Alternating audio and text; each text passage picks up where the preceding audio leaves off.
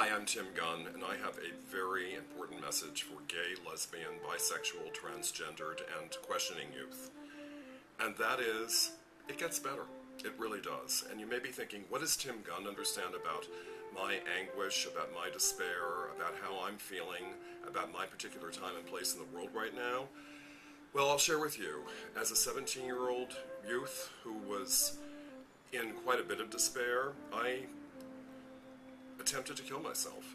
And I'm very happy today that that attempt was unsuccessful. But at the time, it's all that I could contemplate. I thought I need to end things right now. And I have to tell you, when I woke up the next morning after taking more than 100 pills, I was in a whole other level of despair. I thought, I shouldn't be here. This isn't what was meant to be. I frankly just wanted to start life all over again. There are people who can help you. You cannot do this alone. That's another very profound message that I want to give to all of you. It really requires a collaboration between you and the people who love you, the people who you can depend upon, no matter who they are as mentors. In my case, it took a very serious intervention to help me, and it was the result of the botched suicide attempt, to be blunt. I am a huge advocate for the Trevor Project. The Trevor Project is a suicide prevention hotline for GLBT and questioning youth, and please visit their website, thetrevorproject.org, and seek them out. Your identity will be protected. You don't have to worry about getting parents involved if you're so inclined. I understand the desperation. I understand the despair, and I understand how isolated you can feel.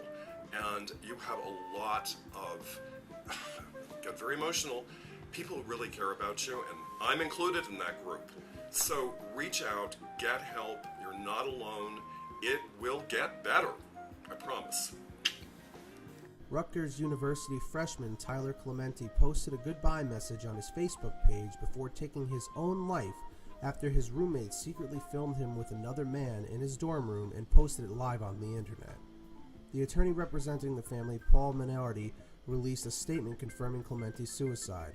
Tyler was a fine young man and a distinguished musician. The family is heartbroken beyond words. They respectfully request that be given time to grieve their great loss and that their privacy at the painful time be respected by all, Minardi said. How tragic for this young man's parents to endure having their son feel he couldn't go on with his life after being bullied in this horrible way. What a tragedy that the tormenting of Clementi caused him so much distress that he took his own life. On September 22nd, Clementi posted on his Facebook page, "Jumping off the George Washington Bridge, sorry." According to authorities, items belonging to the 18-year-old student were found by the George Washington Bridge last week. Police have pulled an unidentified male from the Hudson River just north of the bridge, although it is not yet confirmed it is the body of Clementi. You know, growing up is really hard, and when you're an LGBT youth, it's even more difficult. You know, you can feel like you're the only person like you in the world, or you've been dealing with bullying in school or judgment from your family, and it's really easy to get into a mind frame of, you know, life is never going to get better. This is what it's going to be like, and I'm always going to feel like an outsider, and I'm always going to feel bad about myself. And, you know, I just want to let you know that it gets better.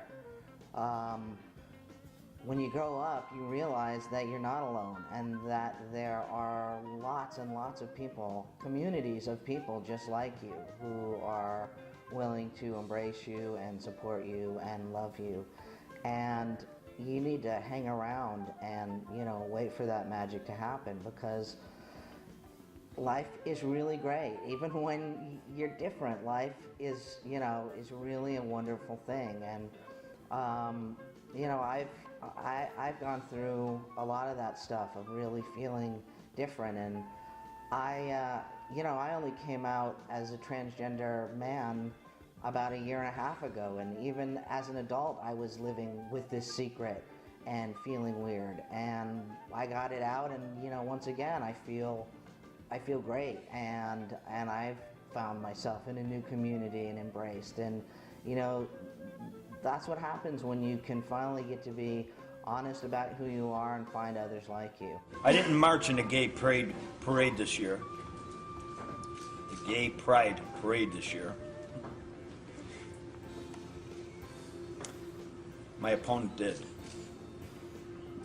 And that's not the example that we should be showing our children, and certainly not in their schools.